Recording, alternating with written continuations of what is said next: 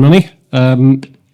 I did ask Kevin for a bell so that everyone would behave themselves, but we don't have that, so you can all relax. There we go. Thanks. So we've obviously heard a lot about financing from the owner's perspective. I'm sure a lot of you are willing or wanting to hear from the banks and the other funders. So glad to see the rooms filled up post-lunch. The bell was actually for both the audience in case you guys are falling asleep, because I know that it's the sugar crash post-lunch now, but also for the panelists if they spent too long talking.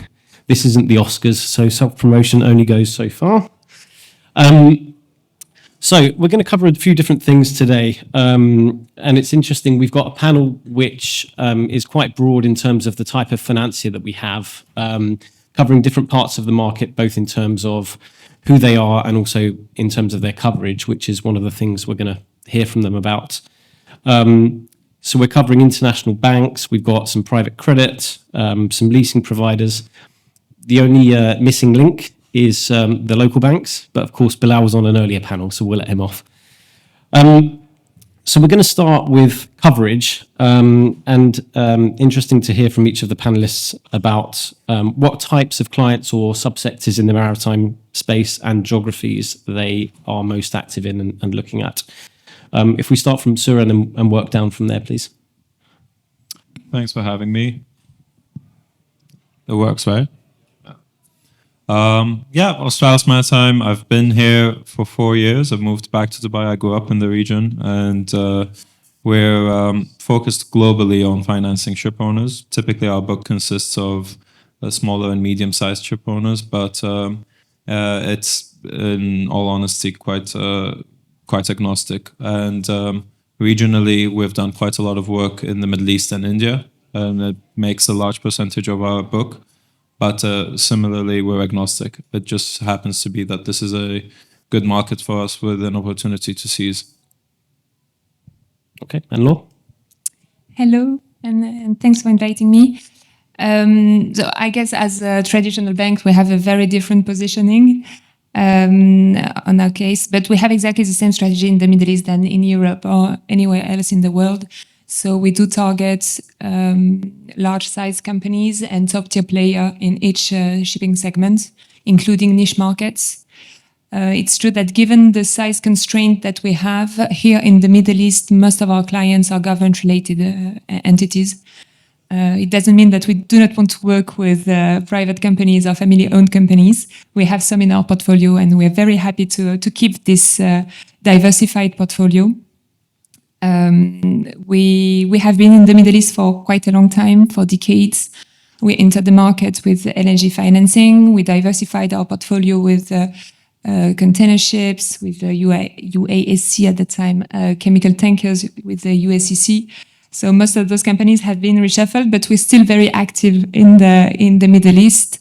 And this is the reason why we opened a shipping desk here in Dubai, I think 6-7 years ago. Regarding assets, we finance all kinds of assets. ESG is getting quite critical for us, so we have decided to exit drill ships and FPSO, but we keep on financing oil tankers, crude oil tankers, product tankers, and this is also very important for us to keep this diversified portfolio of assets. So, yeah. Thank you. Andrea? Hi, thank you, Michael. Maas Capital is a private equity firm, and we are mostly involved in equity, but we also are involved in the past few years also in direct lending financing. Equity-wise, I'm not going to say much because this is a panel for ship finance, but equity-wise, we are mostly globally and across segments invested, and with partners from medium-sized to large-sized companies as partners. Direct lending and in financing, we are exclusively financing companies in Middle East and exclusively into the offshore segment. So I'll say basically medium-sized, if you would want, companies, and basically that's our exclusive focus. Okay, thank you. Iraklis, on behalf of Neptune. Yeah. Good afternoon, everyone. In terms of the strategy of Neptune Maritime Leasing, I would say it's pretty broad. We cover all the main segments: dry bulk tankers, gas carriers, container ships, as well as offshore. But I would say our tactical allocation is quite dynamic, so we change every few months or even more frequently if there is a need to do so, depending on where we think we are in the cycle of each respective segment. When we think that a particular segment is a bit too hot to our standards, then we might refrain from really doing any business or maybe do limited business. And the other way around, when we think that the market or a particular segment like offshore, specific to this region, has still a positive outlook for the medium to long term, then we like to be as aggressive as we can be, given the competition around. So that's in short. Okay, thank you. And there's quite a disparity between those funders that look at things more as a pure asset play and those that look at things more from a corporate or relationship UBO type financing in terms of what's more important. Where would you say that you guys fit on that spectrum between pure asset finance on the one hand versus corporate lending to named relationship clients? Souren, do you want to start? Yeah, we're obviously a private credit platform, and by that definition, we typically are asset focused. So we obviously do pay attention to the track record, to the heritage of the owner and the company that we work with, but we're very asset focused. We are definitely not looking for a corporate guarantee or personal guarantee as a must to do a deal. It is support to the credit, but it's not a requirement. And we've valued that when it is offered, but in all honesty, we're more than happy to also work on the basis of purely financing the asset. On the flip side, that means obviously we're quite focused on the project that is being presented, the cash flows, if there is a time charter that supports it or not, if the management has a track record with that specific niche segment. Obviously, Andrea talked about offshore. We do a lot in offshore, so that means you have to pay attention to the manager and if they're approved by the various NOCs in the region or only by ADNOC, for example, or only by Qatar. So on the flip side, we're focused on the asset and the project, but we're not necessarily focused on getting a corporate guarantee or a personal guarantee. Okay, thank you. Anne-Laure? So on our side, we do focus a lot on the corporates. It's very important for us to develop a relationship with those companies. Okay, we do provide shipping financing, but we want also to develop some cross-selling activities with them. And of course, we have a recourse over this company, and this is what we value the most. We need also mortgage over the assets, so we cannot ignore the assets. And once again, as Poseidon Principle signatory, we tend to attach more and more importance to the assets because we have to make sure that the vessel is also energy efficient for the whole duration of the transaction. So it's always a mix of both, but without the corporate part, definitely we cannot have a look at the financing. Okay. Yeah, I would like to start first by saying that we are not transactionally focused, but we are relationship focused. I think we pay a lot of attention to try to understand the business, to try to understand the people behind it, to build on the relationship, and basically we will structure around that. So our approach is very bespoke. It will be situations where we'll be corporate financing, basically, and it will be situations where we'll focus on the asset, project finance if you want. We care a lot, and we drive, of course, a lot of our comfort from the cash flows. Obviously, the time charters are behind, but the focus will be on the capability commercially and operationally of the partner, and in most of the occasions, we will look also to get a corporate guarantee, I would say. But so it is very, I would say, customized approach rather than, in one specific way. Okay, thank you. My answer actually will cover a bit of everything what has been just said, and the reason is that it's in reality it's like that. whereby we cover a broad spectrum of groups. To be more specific, we have transactions which are more like projects and very much bespoke solutions. We have an active relation here that has to do with a small in size offshore company, and I said offshore is small in size, not in experience or track record, anything like that. But also another example is that we are actively working with a very large group in the region for a large transaction which actually shares characteristics of a more corporate lending facility and an asset-driven facility, so somewhere in the middle. So it's pretty broad, our coverage in that regard. So what I'm hearing from the panelists is that any owner in the room has at least one option on the panel, which is good. We've gone through coverage there, so thank you for that. Turning to some structuring considerations now, I'll go to Charlotte first, so we can hear some legal structuring as well as commercial and finance. So Charlotte, what are you seeing in terms of legal financing structures and considerations when looking at different parts of the market, so offshore and also some of the bigger players in the region? Thank you, Michael, and hello everyone. Good to be here today. So Watson Farley, as a big player in ship finance firm, is seeing all types of structures come across our desks on a daily basis. But I would say the things that have been keeping me particularly busy over the last year or two is definitely the financing into the offshore market, structured on a sale and leaseback basis, documented as typically a bareboat charter on hell or high water terms with purchase options exercisable along the way, and a purchase obligation at the end of the transaction. So, we get involved at different stages of the deal typically, but as a firm, if we are involved from day one, my tax and corporate colleagues will be looking at it quite closely from the perspective of the financier lessor. Where should that lessor entity be incorporated?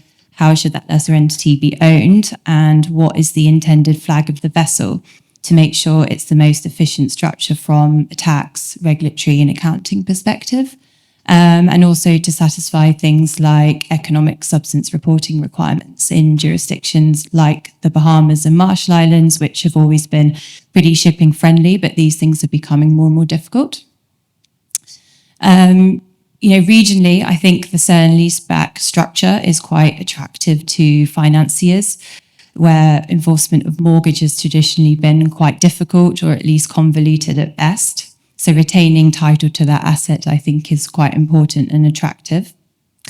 Other considerations, though, that we would be looking at if we get sort of a term sheet for these type of deals is, the governing law of the documentation. We typically would do a transaction like this under English law. But if you're trying to, get these documents recognised and enforced in local courts where the vessel is trading or where the obligors are based, attention needs to be really paid to the dispute resolution provisions and making sure that all local council have had an input on this. As a result, we're typically seeing a lot more sort of international arbitration used as compared to English courts. Other considerations, of course, so although a lessor owner will retain title to this asset, if something goes wrong, there's always repossession risk. So your bareboat charter will, of course, clearly document on what terms that vessel needs to be returned if things go wrong, but it's more difficult when that vessel is then chartered out to the market. Ideally things, of course, don't go wrong, but if they do, the options to the financier will either be that they want to get that vessel back to sell it, or they'll want to step into the role of the lessee and keep that vessel on charter to better the chances of the debt being repaid. But in order to do that, you'll probably need your third-party charterer to come to the table and either negotiate some sort of quiet enjoyment arrangement or at least grant you some step-in rights. And that, within the offshore space, is pretty problematic, as we've seen.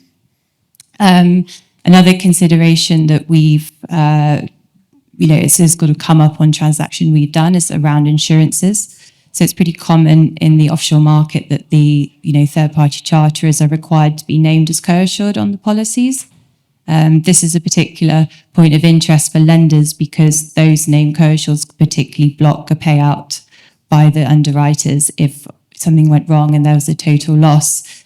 So, the things we'd be looking at are trying to get that charterer to give a subordination undertaking or for the underwriters to endorse on the policies that their interest is not insurable on the H&M and that they wouldn't need their consent to pay out. So it all sounds a little bit maybe legal and boring, but these are the type of considerations that we would be particularly flagging to our financier clients. Thank you. More extensive than I was hoping. I wish I had the bell now, because we normally charge for legal advice, but you've just basically given everything away for free.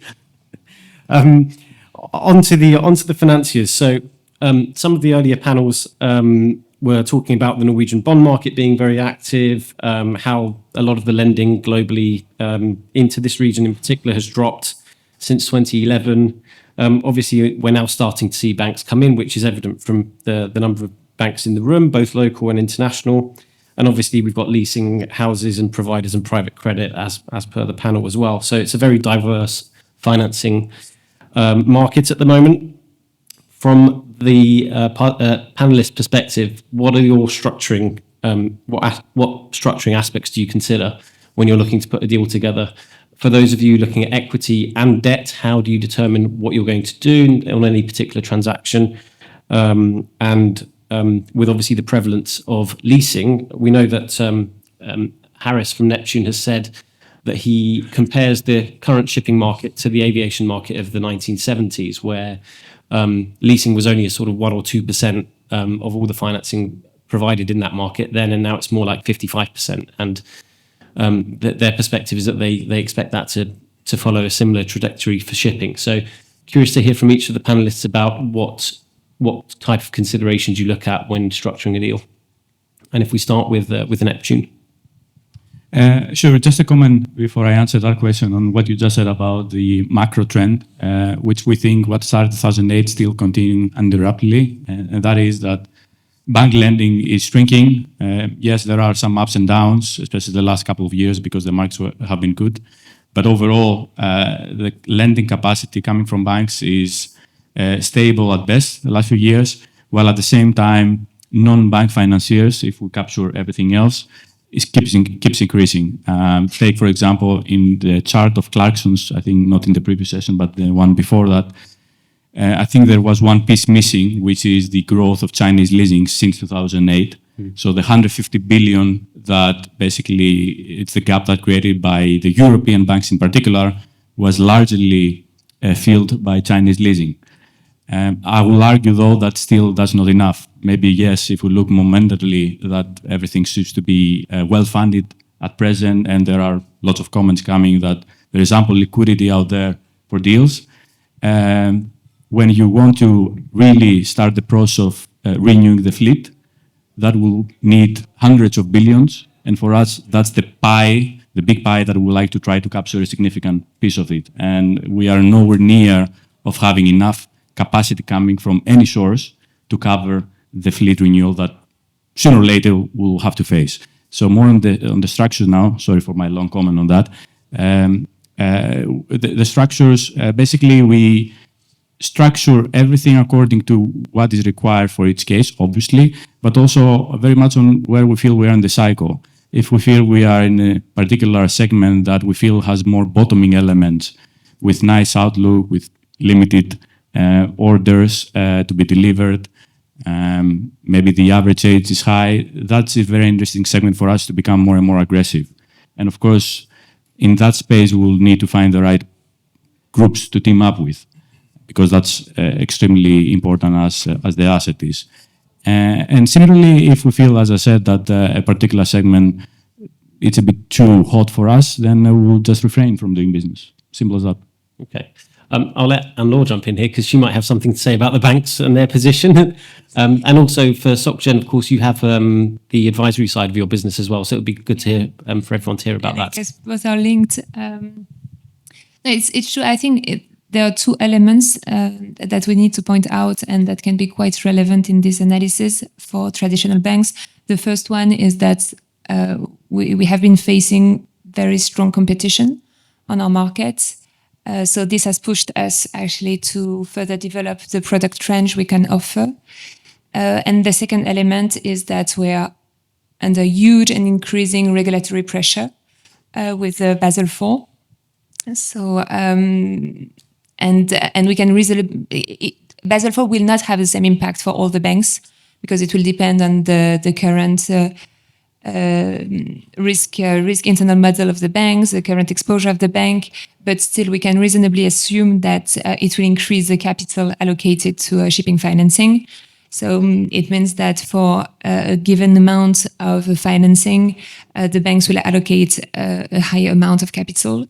Or if we put it differently, for the same amount of capital available to banks, banks will not be able to provide as much financing as before. So we have to compensate for this shortfall of revenues, and an easy solution is actually to find easy, not that easy, but a solution is actually to promote the fee-driven activities and the non-lending activities. So this is what we've done while developing the advisory businesses, the advisory business. It means providing some advisory for M&A processes or IPO processes, but also providing, securing some alternative financing for our clients, and providing pure financial advisory for large capex requirements for clients with the best value and lowest risk. So we have definitely pushed that kind of activities, and it turns out that this is very complementary to our financing activities. But at the same time, we still provide financing. This is our core business. What we try to do is just to offer more structured solution. So on top of JOLCOs, EC-backed financing, French tax lease as well. We are very still active on. We try to, we have tried, and we had a lot of tractions actually here in the Middle East, a balance sheet friendly solution. This is what we did last year with Gharnagharian, and we try to push again that kind of very customized and solution, because we act as a structurer and then we can generate fees. And this is our way actually to keep on financing our clients, but also keep making a living and a good living. Thank you. Souren, and then we'll go to Andrea. Sure. To echo some of the previous comments by my colleagues, it really is a bespoke solution, which means the right relationship and the right project will find a capital that suits its needs from us. And to give you some examples, we've done projects where the financing was for 18 months, and we've done it up to 7 years. From an LTV perspective, we've been as low as 30%, where the owner was very conservative and felt that's the right level, and we've gone all the way up to 80, where the project can support it. Similarly, we've dealt with commodity traders, where the commodity trading arm of the group chartered in-house a vessel from a shipping arm of the group, or we've done pure third-party or spot transactions. So it all really depends on the merits of the project at hand and what it can support, and the structuring goes as an afterthought from the input we receive from the owner. And just briefly speaking, we're okay with loans and leases. We do tend to favor leases for certain segments, exactly as Charlotte mentioned, but we're usually agnostic between loans and leases. Okay. That I think sums it up. Yeah, I mean, and just driving from the whole discussion here, banks tend, to compete with each other for specific transactions, highly liquid assets, large corporates, and compete basically amongst themselves on pricing, terms, etc.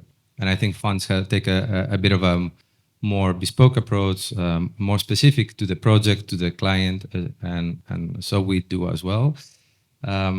Structures-wise, we are quite flexible. We look at leases where we need to look at sell and leaseback, and we look at loans where we can. And we also have done merge financing as well. And give examples, we have also done basically from very old vessels to new builds. We take a view also at the market, So we also don't look in offshore only the most liquid, let's say PSVs, OSV vessels. We have financed from accommodation barges to very specific assets, well stimulation vessels, which others wouldn't look at, because we do focus and I think we have some knowledge of this market. And then we have done situations whereby, for example, a new build vessel just being delivered, kind of financed very close to 100% from order perspective, but from new build price perspective, but effectively, I don't know, a 65% LTV or something like that. So again, very bespoke, very focused on the and driving from the transaction how we should be structuring around that and what provides us the comfort. Okay, thank you. I think it's clear from the panelists and when I speak to people outside, it's very clear that there are so many different types of funders here. They're all servicing different parts of the market as well. Some of the commercial banks are looking at different sectors or subsectors and customers than some of the private credit and private funds. So actually there is a role to play for everyone. There is competition amongst the group, but not with everyone competing with everyone. And just on that briefly, the other element that we're not covering here is Islamic finance. And of course, there are Islamic financiers that are active in the maritime space. And in fact, we're starting to see Islamic funding come from private funds as well, who are setting up Sharia arms of their business to provide private funding on a Sharia compliant basis. That could be either because they're looking at that from a structuring perspective on their side, or because their customers are demanding it. So in case there wasn't enough competition, there's even more that are not represented here today, unfortunately. Moving to geopolitics, without using the word Trump, what developments are you seeing that affect what you are offering and how you're offering it and the markets that you're servicing? Let's start with Souren at the far end. That's a tough question without Trump, especially the last 12 hours. Liquidation Day or Liberation Day has definitely affected us. We are in the middle of taking projects to committee, and when you do that in such an uncertain environment, it does obviously pose more challenges. And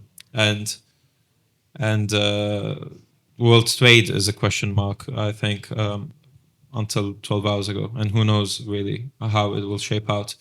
But perhaps if we move away from that side of the pond and focus on China, I think, and it was mentioned earlier, I think there is certainly policy within the Chinese economy to push capital out where there are increasingly Chinese financing and leasing houses that are competing more aggressively. And I think that's a reflection perhaps of what's happening inside China and moving away from the real estate market there. There are some new entrants within the Chinese leasing space that are competing aggressively and also certainly doing it in the Middle East, not only in their backyard. So I think we're obviously in an uncertain environment. We're in a business that will be very impacted by what happens within the White House and China. But I think we could always find ways to deal with it. Personally speaking, on behalf of the firm, I do a lot of offshore, given that we're in the Middle East. And I think that's probably one of the subsectors that might be a little bit more protected, at least my personal view here. Okay, thank you. Anne-Laure, from SocGen's perspective? It's true that the situation is very unclear at the current time. So yeah, both the tariffs and the USTR measures remain very uncertain. And even if they have a huge impact, and they may have a huge impact on the global market, the global trades, I think history has also shown that it does not guarantee that it does not guarantee how our clients' markets will change. We saw that with the COVID-19. So we do monitor very closely the situation. We have reviewed our whole portfolio. We try to evaluate the impact it could have on our existing portfolio, but also on our origination capacities and syndication capabilities as well, because the financial markets may have actually a huge impact on the cost of liquidity of banks. So this has to be taken into account when we underwrite a position. We do expect also our management, our risk department to ask a lot of questions on our business going forward. But we have a very diversified portfolio. We have clients in all different type of shipping segments. So for the moment, I think nothing is too alarming on our side. More positive than I was expecting, but okay. Andrea, what do you think from your side? Yeah, I mean, the words going around is obviously volatility and uncertainty for most people. But I think we are in the Middle East, so I will focus here financing, but also equity investments. We are focusing here in the offshore segment. I think we are extremely committed into the segment, into the region. And what I would say here is that in the team, at least, we feel very comfortable. First of all, offshore and as a segment, because of energy, is more protected, I would say, but even more so this region compared to, I would say, Norway and other regions. This is going to be the last region, basically, which will be in a way be affected. The main players that drive the business are NOCs, and they have long-term plans. They're producing. So what we would be focusing, and we have been focusing in any case, is assets that are more into the production, providing services for the production of oil and gas. And again, I think we are quite feeling quite certain that we will not see issues in that segment. Good. And from Neptune's side? Yeah, I would say the impact of geopolitics is across many different aspects of the shipping business. Let me give a few examples of what we see lately, ranging from the bifurcation in terms of Chinese and non-Chinese built vessels, whether there will be tariffs or not, what will be the price impact on these vessels, whether there is going to be still appetite for buyers to buy Chinese vessels or not. So that's one impact, which is very tangible. We had a particular case where our partner was thinking to buy a few vessels, most of them Chinese, and actually having second thoughts. So that's a real impact. Another real impact is that groups were thinking, most of the groups, that Fed will cut rates, so let's wait until rates go lower and maybe then fix our interest rate for longer term. Well, guess what? Yeah, the front end might come down, but the mid to long end actually went up drastically the last 3-4 days. So that's another unexpected impact. You might think one thing will happen and something completely different happens. But as well as the fact that globalization seems that has peaked already in terms of trade and alliance, etc. There might be a more downhill road now, whereby there will be more smaller alliances or tighter relationships between specific groups and countries and geographies. And for instance, as I mentioned previously, Chinese leasing was one of the biggest sources of capital for the last 15 years. More and more companies are having, second thoughts whether they should have all or most of their vessels financed by Chinese leasing, and we see the impact of actually thinking more and more to have a more diversified group of lenders. And with us being a European headquarter institution, we see it very much as an opportunity to grow much more. Okay, it's interesting the mix between what you're saying about some people reluctant to do business with Chinese companies or vessels versus Souren's point about Chinese leasing still being very active. So I guess it's a very mixed bag. From our perspective, Charlotte, what are we seeing both in terms of financing and on the sale and purchase side in terms of the implications on what we're doing? Yeah, so the other thing that's been keeping me most busy in the last year, other than the offshore financing, is definitely S&P in the tanker market. And that has definitely been impacted by the Russia situation. That market's been put under huge amount of scrutiny. We're seeing it become increasingly hard for parties, for example, if they're wanting to use an escrow agent to clear that KYC, or even if the sellers have high standards of KYC themselves, to get that over the line. You know, we have a lot of new buyers coming into the market with a very limited profile, whether that be in shipping at all or online, and all wanting to keep their wealth secret. But unfortunately, if we're going to clear that from a legal perspective, then we need that information to be forthcoming. Often doesn't sit too well with the fast-paced S&P market, but unfortunately, that's just the way it goes. And we have, from time to time, seen the most, the best offers have to be turned away, which, is unfortunate for our clients. From a financing perspective, it's not so obviously key for when you're lending into these organizations, but if you have a borrower that wants to sell its ship and that's the only way for repaying its loan, that lender's also going to be concerned with these same things. Where are those funds coming from to repay that debt? So, that's definitely been a big, spotlight on what's going on my table as well. Yeah, regulatory requirements are not just for the banks, they're also for the lawyers. We have 2 minutes left, so just quickly to go along the panelists. What do you think is going to be keeping you most busy in the next 12 months? And I appreciate that I didn't tell you this in advance, so slightly off the cuff, you got 30 seconds each. Souren, you want to go first? I see a lot more activity on the dry bulk space, and the pipeline is growing in that sector after it's been quiet for some time. So I think that might keep me busy. Okay. We have a few clients with a large capex program. I think this is not a big surprise. And definitely there should be some shipping financing this year. So I hope this will keep us busy. And as I mentioned, we have also developed some other structured, more corporate and secured structure, but we try to push to our shipping clients as well. So I hope both will keep us busy, very busy. Thank you. Yeah, I think that offshore will keep us busy for quite a while. Basically, I will also say what Souren said. I think the dry bulk may come some opportunities, but I don't know if that's going to be from a financing perspective or from an equity perspective. Of course, we have to look at both. So I think in the region, definitely the offshore will remain the major focus for us, and we'll see how that develops in other segments too. Okay. I would say the obvious thing, offshore, so probably we'll see each other more often on deals.